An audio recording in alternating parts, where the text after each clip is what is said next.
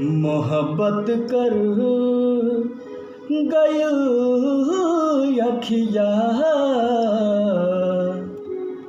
न दिलवा के खबर लागल। मोहब्बत कर गइल अखिया